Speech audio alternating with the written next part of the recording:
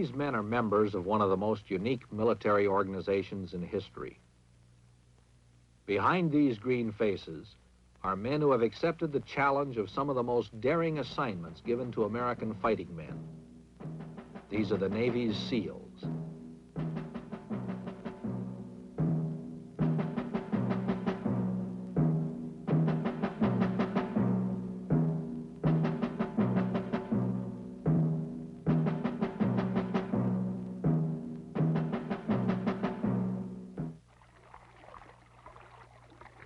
SEAL teams were organized at the suggestion of President John Kennedy, who realized that it would take special operations to win special kinds of war. For years, the existence of these teams was a Defense Department secret. Now, parts of their story can be told. In an age when most military engagements have become distant and impersonal, SEALs operate in the midst of the enemy. Their purpose is to disrupt his supply lines, choke his communications, learn his secrets. If you really want some exciting work, come to SEAL team, and you'll be involved in it. We're more or less of an unsung soldier in a lot of respects because they can't write up a lot of the things we do, but I say that within yourself you'll have this personal pride that you was there and you did the job. After the war, they'll probably write about it. But if you're in here for just getting the Bronze Star and your name on the front page, no, you won't, because they don't put our name on the front page. Well, you'll know within yourself, you'll know what your buddies have done, you'll know our record, and you'll know what a great unit we are. You'll be there.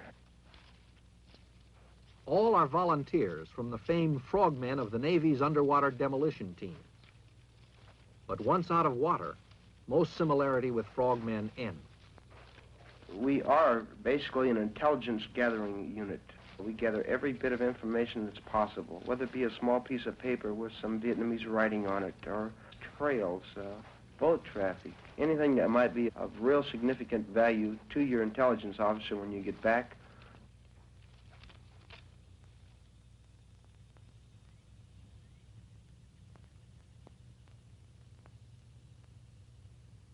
Every man's got to have the physical strength to get through the mission and the mental strength not to waver when the going gets rough. And it gets pretty rough pretty regularly.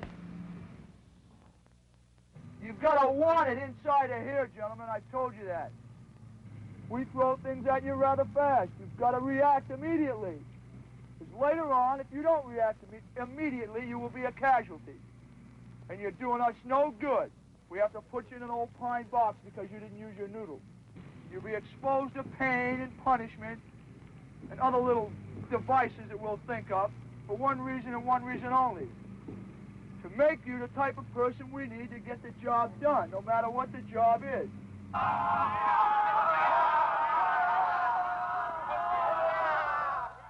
These men are preparing for the grim reality of a personal war. Counter-guerrilla jungle fighting and rugged hand-to-hand combat lies ahead. For this, they must stay in prime physical condition. Those who can't take it would be a liability in combat. In UDT training, they very definitely push you to your limits. In fact, beyond what you thought was your limit. It's an eye-opener. It was an eye-opener for me, and I'm sure it was for most people. What training does for us is it gives us a stamina. Teaches us to know ourselves. To know that we could, if we had to, run for 3 hours, 18 miles. Know we could move across 600 meters of mud on our stomachs and be ready to fight when we get there. It's not a breeze. I think it's more of a mental problem than it is physical. I mean, if it's a normal, average, athletic type person that has nothing physically wrong with him, then it's all up to him. If he wants UDT bad enough, he can endure the runs. They don't punish you to where you can't walk again, or you don't have to swim so far that you're going to cramp up and drown. Get up. Straighten your legs, Adams. Lock your knees. You can get a great deal of confidence out of some of those obstacles over there. Physical training, certainly. You work different parts of the body on different obstacles. You work coordination, as a matter of fact, and a great deal of confidence in yourself. Family, oh, the Frog family is the best family that ever came over across the the sea. There's a highland frog and a lowland frog, a Rotterdam frog. It's just that, well, I want UDT, and I can do all these things. And then you get a positive attitude about the training, and there's nothing they can do to make you quit. You can endure all the extra push-ups and the instructors hollering at you, and just take it with a grain of salt and just say, well, that's part of the program. Always think ahead. Well, in another hour, this problem's going to be over, and I'll be back in the barracks in a hot shower and a hot meal. The temperature in the shade is 193. There isn't any water and there isn't any grass. All there is cactus, and it sticks you in the glorious, glorious. 1 keg of beer for the 4 of us, singing glory be to God that there are no more of us, for one of us could drink it all alone and near. Hoo-yah! Hoo-yah! Hoo-yah! Hoo-yah! Hoo-yah! Hoo-yah! Hoo-yah! Hoo-yah! Hoo-yah! Hoo-yah! Hoo-yah! Hoo-yah!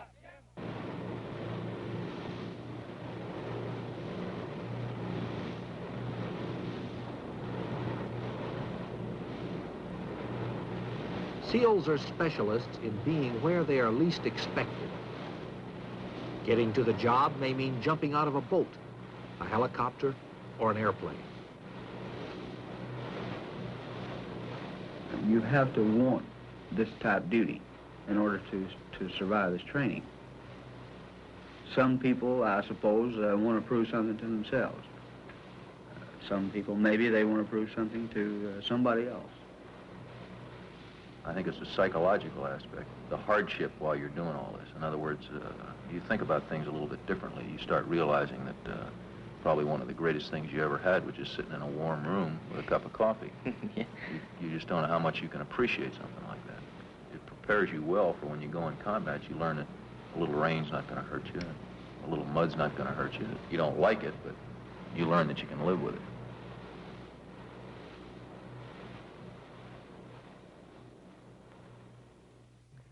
Okay, this morning, gentlemen, we're going to take up what was known in the teams as an Emerson scuba rig.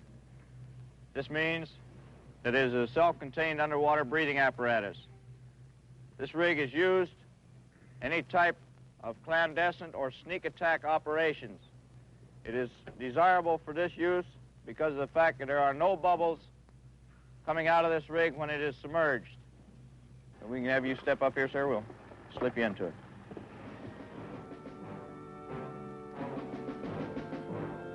SEALs must be able to turn off physical discomfort, but their minds must be in top working order. Few jobs in the Navy require more mature judgments to be made almost instantaneously.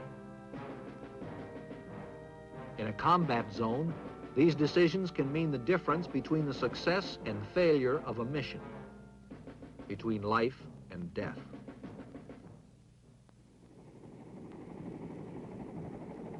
Our type of training now, of course, it includes diving and demolition work and parachuting and very extensive weapon training and tactics training, so our people are well qualified, or maybe even the most qualified troop there is.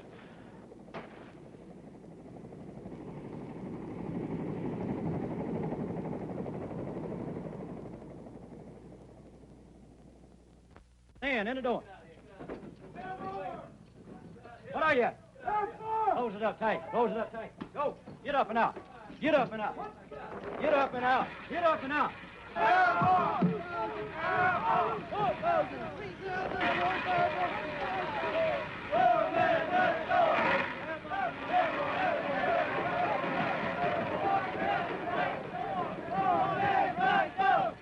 When you put that chute on, your stomach starts getting hard. Your first jump especially. And they say hook up. Check static line, check your equipment. The word comes to stand on the door, and I was scared. It was a thrill. It was challenging. It's not everybody that'll get up and jump out of a perfectly good plane.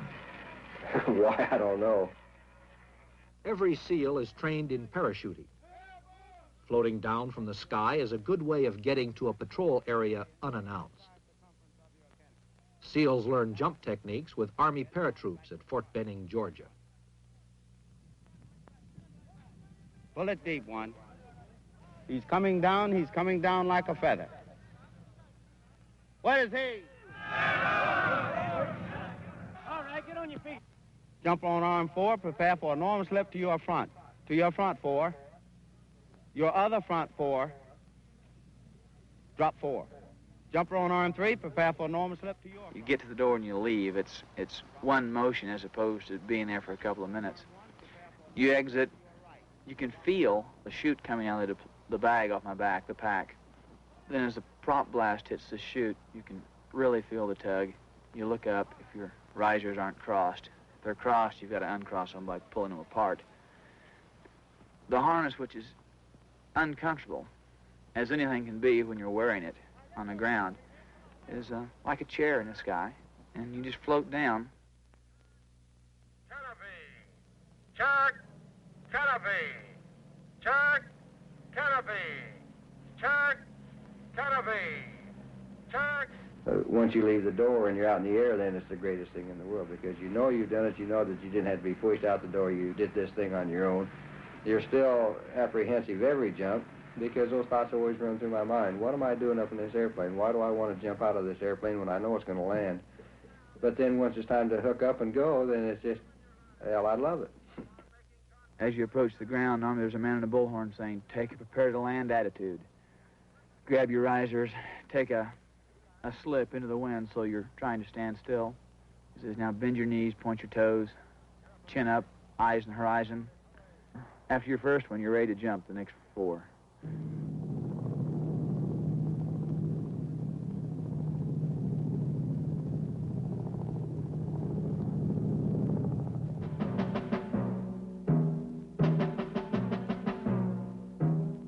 The SEALs call this halo, high altitude, low opening.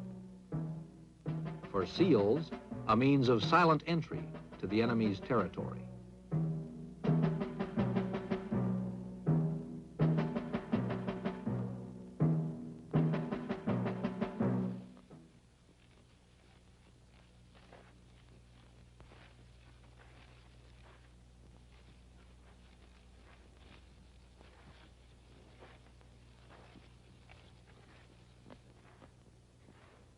Before deployment to a combat zone, SEAL squads practice together the way it will be over there.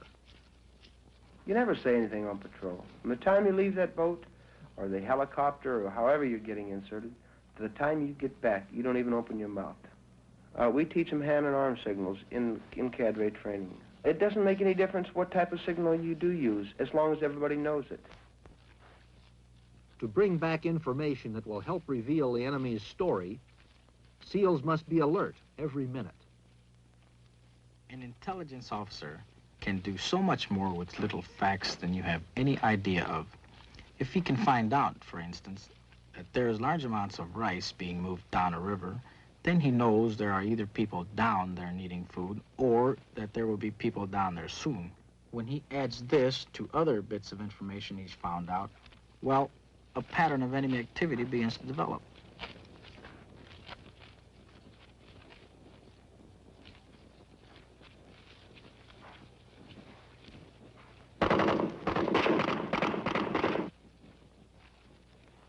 All the techniques they have learned are brought to bear in this realistic training. As individuals, they learn to function together. They become a team.